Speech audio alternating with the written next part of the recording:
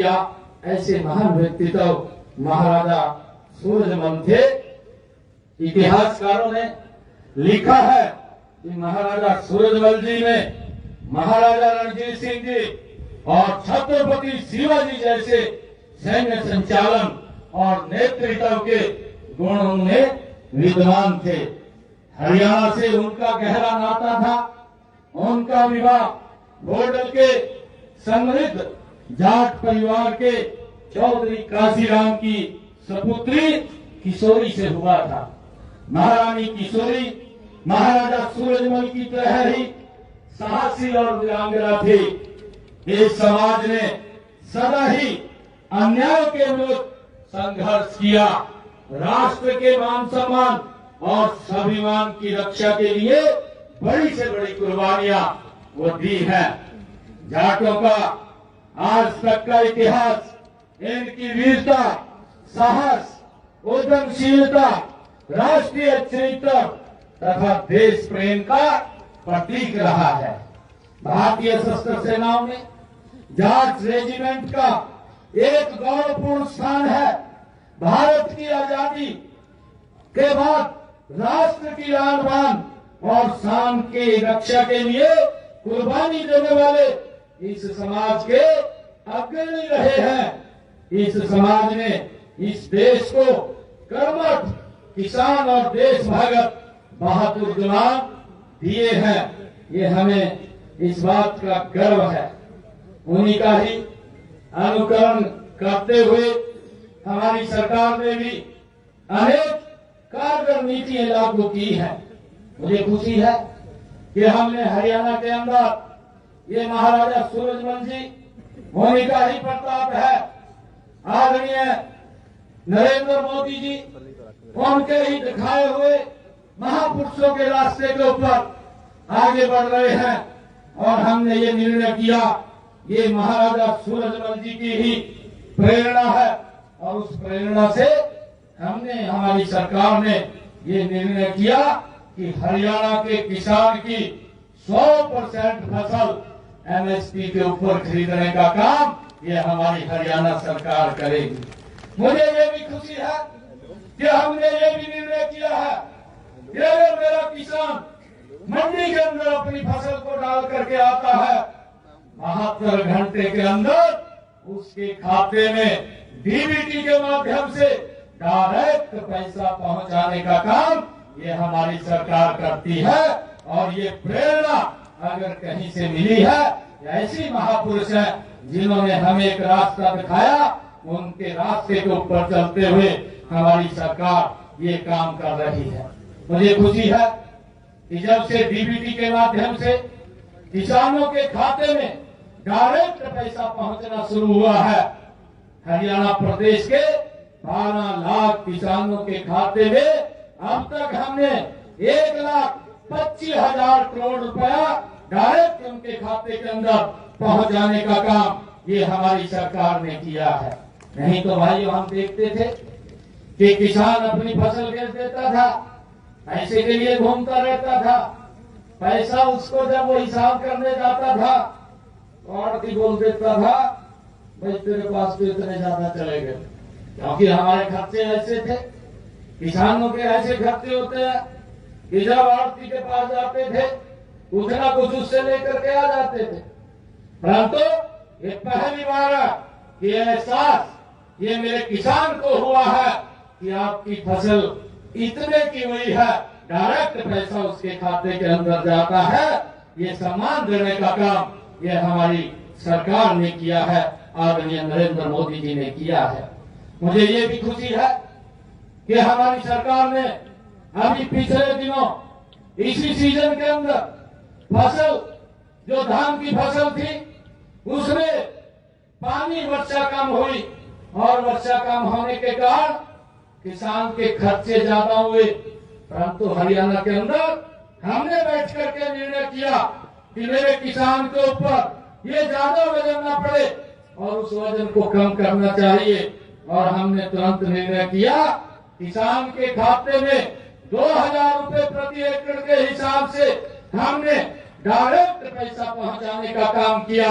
825 करोड़ रुपया एक किसान के खाते में भाइयों हमने पहुंचाने का काम किया, जिससे कि हमारे किसान के ऊपर ज्यादा वजन न पड़े। भाइयों मुझे ये भी खुशी है आज इस अवसर के ऊपर बताते हुए कि हमारे किसान के ऊपर एक अभियान लगता था और ये अंग्रेजों के समय से लगता था। आज तक इसकी तरफ देखा नहीं। मुझे ध्यान में है कि इसका 133 करोड़ रुपया मेरे किसानों के ऊपर पेंडिंग था। जब ये विषय हमारे ध्यान में आया, हमने देखा कि किसानों के ऊपर 133 करोड़ रुपए का ये अभियान का चार्ज बकाया है। हमने उस 133 करोड़ रुपए को तो खत्म किया, परंतु हमने अभियान को भी जड़ से समाप्त करने का काम ये हमारी सरकार ने किया है। भाइयों मुझे ये भी खुशी है आज इस अवसर के ऊपर आप लोगों को बताते हुए कि हमने हमारा जो किसान है, जो पट्टेदार किसान था, लंबे समय से खेती कर रहा था, परंतु उसके नाम जमीन नहीं थी, उसके ऊपर एक तलवार लटकती रहती थी कि मैंने इसको समतल किया है, मैंने इसको उर्वरक बनाया है और इससे मैं फसल ले रहा हूं, पता नहीं कब मेरे से छूट जाएगी। हमने हरियाणा विधानसभा के अंदर पहले तो हम कैबिनेट के अंदर इस विषय को लेकर के आए, कैबिनेट के अंदर हमने चर्चा करके पास किया और कैबिनेट के बाद हमने विधानसभा में लेकर के गए और हमने कानून बना दिया, एक्ट बना दिया कि जो पट्टेदार हमारा किसान है, जिसके पास ये जमीन है, कलेक्टर रेट लेकर के वो जमीन उसके नाम कर दी जाए और इस लिटिगेशन को भी समाप्त कर दिया जाए, जिससे उनके ऊपर एक भय था। हमने ये भी काम किया कि जो 20 साल से श्यामलाल भूमि के ऊपर जो लोग बैठे थे, उनको भी हमने उन पट्टेदारों को ये मालिकाना हक देने का निर्णय ये हमारी सरकार ने किया है। हमने ये भी निर्णय किया है कि कई गांव के अंदर व्यक्ति अपना मकान पंचायत भूमि के अंदर, क्योंकि बड़े पुराने वर्षों से वो बना लेते थे, उनको पता नहीं चलता था गांव के अंदर जमीन पड़ी है, मकान बना लिया और मकान बना लिया तो कोई न कोई शिकायत कर देता था, कोर्ट में चला जाता था, कोर्ट आदेश देता था कि मकान को गिराया जाए। सरकार की मजबूरी हो जाती थी कि हमें उस आदेश का पालन करना होता था, परंतु मकान बना लिया। ऐसे बहुत सारे लोग हमारे पास भी आते थे कि भाई फोन कर दो हमारा मकान न गिरे। हम उसको पहले तो कैबिनेट में लेकर के आए, फिर विधानसभा में लेकर के गए, उसके ऊपर भी हमने कानून बनाने का काम किया कि गांव के अंदर अगर किसी व्यक्ति का मकान पंचायती भूमि के ऊपर बना है और वो 20 साल से ज्यादा उसको हो गए हैं, उसको भी कलेक्टर रेट लेकर के उसके नाम कर दिया जाएगा। इस समस्या का भी समाधान करने का काम ये हमारी सरकार ने किया है। मुझे खुशी है आप लोगों को बताते हुए कि हमने जो युवाओं को रोजगार देने की बात कही है। अभी पिछले दिनों हरियाणा के अंदर ये ऐतिहासिक फैसला हमारी सरकार ने लिया है।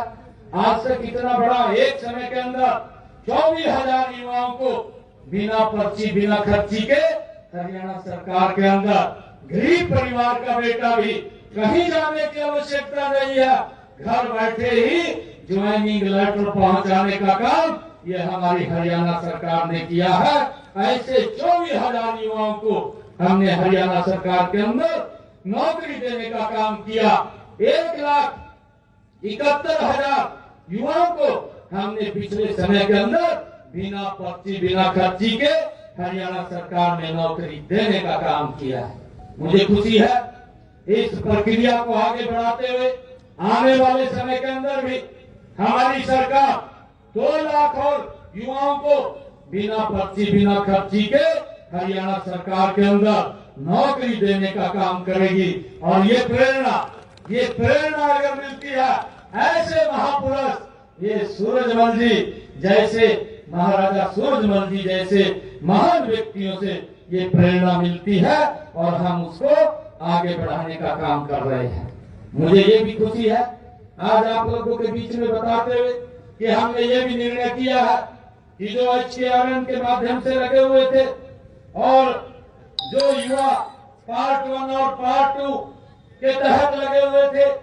हमने एक डेट को निश्चित किया है और उस डेट के बाद जितने युवा लगे हुए थे 1,20,000 युवाओं को सुरक्षित करने का काम भी हमारी सरकार ने किया है, जिससे कि उनको जो सम्मान दिया है ये हमारी सरकार ने उनको आगे बढ़ाने का काम किया है।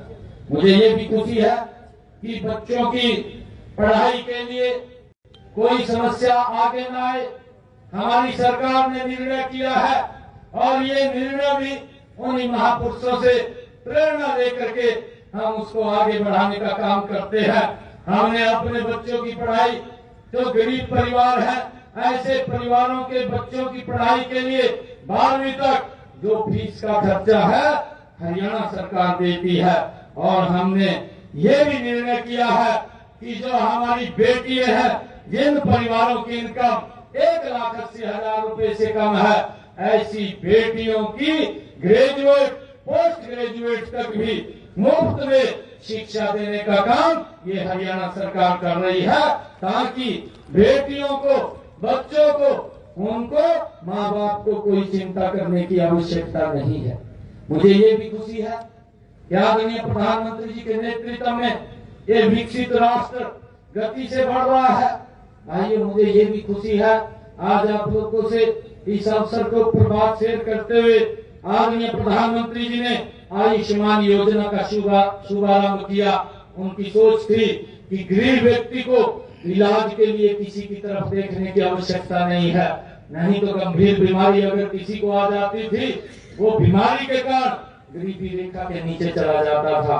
भाइयों, स्थिति उसकी दयनीय हो जाती थी, परंतु आयुष्मान कार्ड आदरणीय प्रधानमंत्री जी ने हमें दिया और हरियाणा सरकार ने उसके साथ जोड़ करके चिरायु कार्ड दिया और ऐसे 1,80,000 रुपए से कम के परिवार, भाइयों, हरियाणा प्रदेश के अंदर 49 लाख परिवार ऐसे हैं जिनको 5 लाख रुपए एक साल के अंदर आयुष्मान चिरायु के तहत इलाज कराने के लिए हरियाणा सरकार उनको लाभ देती है। मुझे खुशी है बताते हुए कि इस योजना के तहत 16 लाख लोगों को, जिन्होंने अपना इलाज हॉस्पिटल में कराया, ऐसे लोगों के लिए 2,139 करोड़ रुपए की राशि उनको देने का काम इलाज के लिए ये हमारी सरकार ने किया है। भाइयों, मुझे खुशी है कि हमने इसको और आगे बढ़ाया है। अपने संकल्प पत्र में हमने कहा है हरियाणा के अंदर आने वाले समय के अंदर हम इस संकल्प पत्र को भी धीरे धीरे पूरा करने का काम करेंगे। हमने कहा है कि आने वाले समय के अंदर हरियाणा में ये 5 लाख से राशि बढ़ा करके इसको 10 लाख रुपए कर दिया जाएगा और जल्दी ही इसके ऊपर हमारे संकल्प पत्र के अंदर काम चल रहा है। मुझे ये भी खुशी है कि हमने आदरणीय प्रधानमंत्री जी ने एक बात कही थी, जो 70 साल के ऊपर के बुजुर्ग है, कोई भी बुजुर्ग है, भाइयों, अगर उसको कोई दिक्कत बीमारी आ जाती है, उसके इलाज की चिंता परिवार को नहीं, उसके इलाज की चिंता नरेंद्र मोदी और हरियाणा सरकार को है। 5 लाख रुपए का अलग से आयुष्मान कार्ड उनको देने का काम ये हमारी सरकार ने किया है। भाइयों, हमने अभी विधानसभा के चुनाव में एक बात कही थी कि हमारी सरकार जब बनेगी, सरकार बनने के बाद हरियाणा के सरकारी हॉस्पिटल के अंदर जो डायलिसिस से ग्रसित लोग हैं, जिनको किडनी का बीमारी होती है, डायलिसिस कराना पड़ता है, महीने में 4 बार कराते, कोई 5 बार कराता है, 25-30 हजार रुपए का हर महीने खर्चा आता था। और कई लोग तो हमारे पास आते थे, मैं सांसद था कुरुक्षेत्र से, वो बोलते थे आकर के, सांसद जी आप सीएमओ को फोन कर दें, मेरा डायलिसिस फ्री हो जाएगा। हम फोन कर देते थे, परंतु हमने सोचा बहुत सारे ऐसे लोग हैं जो हमारे तक भी नहीं आ पाते, उनके ऊपर बड़ी हर महीने ये दिक्कत आती है। हमने अपने संकल्प पत्र में कहा कि हम 8 तारीख के बाद जो डायलिसिस के जो पेशेंट है, जो किडनी के पेशेंट हैं, ऐसे पेशेंट अगर डायलिसिस कराने हरियाणा के सरकारी हॉस्पिटल या मेडिकल कॉलेज में जाएंगे, उनका कोई पैसा नहीं लगेगा, उसको हमने फ्री करने का काम किया है। आज हरियाणा के सभी सरकारी हॉस्पिटल में और मेडिकल कॉलेज के अंदर भाइयों ये डायलिसिस फ्री हो रहा है। ये हमने निर्णय किया है और ये प्रेरणा हमें महाराजा सूरजमल जी जैसे महान व्यक्तित्वों से मिलती है और उनके ही दिखाए हुए रास्ते के ऊपर हम मजबूती से आगे बढ़ रहे हैं। उसको आगे बढ़ाने का काम ये हमारी सरकार कर रही है। हमने ये भी निर्णय किया, हमने पिछले दिनों निर्णय किया, जिन परिवारों की आय 1,80,000 रुपए से कम है, ऐसे परिवार हरियाणा प्रदेश के अंदर ये 49 लाख परिवार, ऐसे परिवारों को हमारी सरकार हरियाणा के अंदर 500 रुपए का गैस का सिलेंडर उपलब्ध कराने का काम ये हमारी सरकार कर रही है। भाई मुझे ये भी खुशी है कि हमने बहनों को, महिलाओं को ड्रोन दीदी उनको स्किल करके हमने एक टारगेट हरियाणा के अंदर रखा। 5,000 बहनों को जो हमारी सेल्फ हेल्प ग्रुप की बहनें हैं उनको हम ड्रोन दीदी बनाने का काम करेंगे। उनको कौशल दे करके और उनको एक ड्रोन देने का काम करेंगे।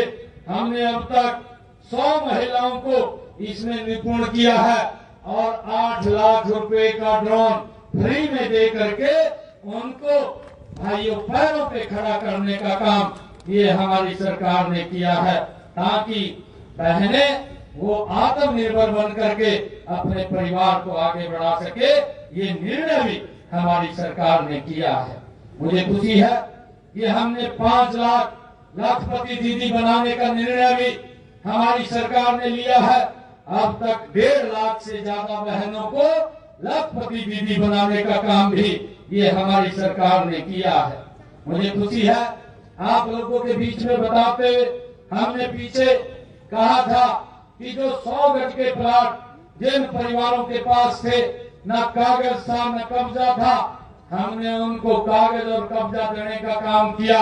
हमने उसको आगे बढ़ाया और हमने कहा कि ऐसे परिवार जिनके पास मकान बनाने के लिए जमीन नहीं है, उनको आने वाले समय के अंदर 100 गज का प्लाट देने का काम ये हमारी सरकार करेगी। और हमने ये निर्णय किया कि आने वाले समय के अंदर 1 लाख परिवारों को पहली किस्त के अंदर हम 100 गज का प्लाट देने का काम करेंगे।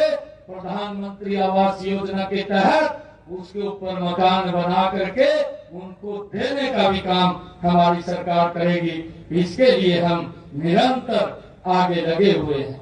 मुझे खुशी है कि महाराजा सूरजमल जी की जो उपलब्धि है और उनका जो योगदान आज भी हमारे समाज में स्मरणीय है। मुझे खुशी है कि उनका जीवन हमें साहस, संघर्ष और निष्ठा से जीने की प्रेरणा वो देता है। ऐसे महान देशभक्तों और महापुरुषों के जीवन से हमें प्रेरणा लेने के लिए उनकी प्रतिमाओं की स्थापना करना और उनके नाम पर संस्थाओं को खोलना बहुत जरूरी है। मुझे खुशी है कि हरियाणा में महापुरुषों के आदर्शों और सिद्धांतों को जीवंत बनाए रखने की समृद्ध परंपरा है। उसी परंपरा में आज महाराजा सूरजमल जी की इस प्रतिमा का अनावरण किया गया है। इसके लिए मैं आप सबको बहुत बहुत बधाई देता हूं और मैं साथ ही युवा पीढ़ी को भी आह्वान करता हूं कि वह महाराजा सूरजमल जी के दिखाए हुए रास्ते पर चलकर इस गरिमामयी संस्कृति की और देश की एकता और अखंडता के लिए काम करें। और मैं एक आज हमारे जो कड़वा साहब हैं उन्होंने एक अभियान का भी शुरुआत की है।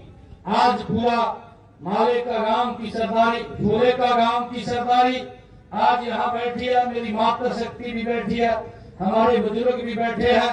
मैं धन्यवाद करूंगा। कुछ खापों ने भी इसके ऊपर निर्णय किए हैं और उन्होंने इकट्ठे होकर के एक फैसले भी लिए हैं और उसके अंदर आज मैं आप लोगों से एक संकल्प लेकर के यहाँ से जा रहा हूँ। जब हम महाराजा सूरजमल जी के आज प्रतिमा का अनावरण कर रहे हैं। मैं फुलेका गांव की सरदारी मातृशक्ति युवा साथियों और बुजुर्गों से एक संकल्प लेता हूं कि आने वाले समय के अंदर ये मेरा फुलेका गांव ये नशा मुक्त होना चाहिए। इस गांव के अंदर एक भी युवा वो नशे की तरफ नहीं जाना चाहिए। अगर उसने नशा करना है तो नशा वो किताब से करे, वो पढ़े और पढ़ करके ऊंचाइयों को छुए, मारे का गांव का नाम भी ऊंचा करे। भाई उससे हम नशा करें परंतु नशे से दूर रहें। अपना जो एक अभियान यहाँ पर चला है कि बेटा बचाओ अभियान, बेटे बचाओ अभियान के तहत हम सब मिलकर के ये संकल्प लेकर के यहाँ से जाएंगे जो हम महाराजा सूरजमल जी को अपनी सच्ची श्रद्धांजलि देंगे कि एक भी युवा साथी हमारा नशे की तरफ नहीं जाएगा। इसका एक टारगेट बना करके सभी बुजुर्ग भी लगेंगे और सभी माताएं बहनें भी और युवा साथियों से भी मैं ये अपील करता हूँ कि हम सब इसके साथ जुड़ करके उनको सच्ची श्रद्धांजलि देने का काम करेंगे। मैं पुनः भारत माँ के इस महान सपूत को पुनः अपने श्रद्धा सुमन अर्पित करता हूं और आप सबको आज ये प्रतिमा का अनावरण हुआ है इसके लिए मैं बधाई भी देता हूं। आप सब इतनी संख्या में आए, आप सबका बहुत बहुत धन्यवाद। जय हिंद, जय भारत, जय भारत माँ। एक जोरदार जयकारे के साथ महाराजा सूरजमल, महाराजा सूरजमल, महाराजा सूरजमल, भारत माता के, भारत माता के। और आज मैं यहाँ पर आया हूँ, मैं एक मांग पत्र मेरे को भारतीय जाट विकास मंच द्वारा दिया गया है। इसमें 4 मांगे ये लिखी गई है, इनको विभाग के अनुसार भेज करके जो भी इसमें कहा गया है उनकी विजिबिलिटी चेक करा करके इसको पूरा करवाने का काम हम करेंगे। और आज मैं 21 लाख रुपया मैं आदरणीय सूरजमल जी की जो प्रतिमा का अनावरण हुआ है उसके लिए मैं संस्था को देकर के जाता हूं और 11 लाख रुपया मैं डॉक्टर भीमराव अंबेडकर जी शिक्षा एवं धर्मार्थ ट्रस्ट उसके लिए भी देकर के जाता हूं ताकि यहाँ पर जो भी काम ये कराना चाहेंगे उसके अंदर करेंगे। और आप लोगों को एक और बात कह करके जा रहा हूँ कि सरपंच साहब भी यहाँ काफी बैठे हैं, मैं बुलाने वाला हूँ सरपंचों को। अभी मेरे को बताया गया कि बीच में काफी सरपंच बैठे हैं, इधर खड़े हैं, हाथ खड़े कर रहे हैं। आप लोगों को मैं बुलाने वाला हूँ और कई काम आप लोगों को हम देने वाले भी हैं। मेरा आप लोगों से आग्रह है कि समाज हित के अंदर लग करके हम उन कामों को पूरा करेंगे और विकास के लिए, क्योंकि इतना पैसा पीछे भी खर्च किया गया है, आगे भी कोई कमी नहीं आने देंगे। गांव की तरफ से कोई भी विकास के काम के लिए मेरे ध्यान में काम लाया जाएगा, उसको प्राथमिकता के आधार पर पूरा किया जाएगा। आप सबका बहुत बहुत धन्यवाद। जय हिंद, जय भारत, जय भारत। मुख्यमंत्री महोदय।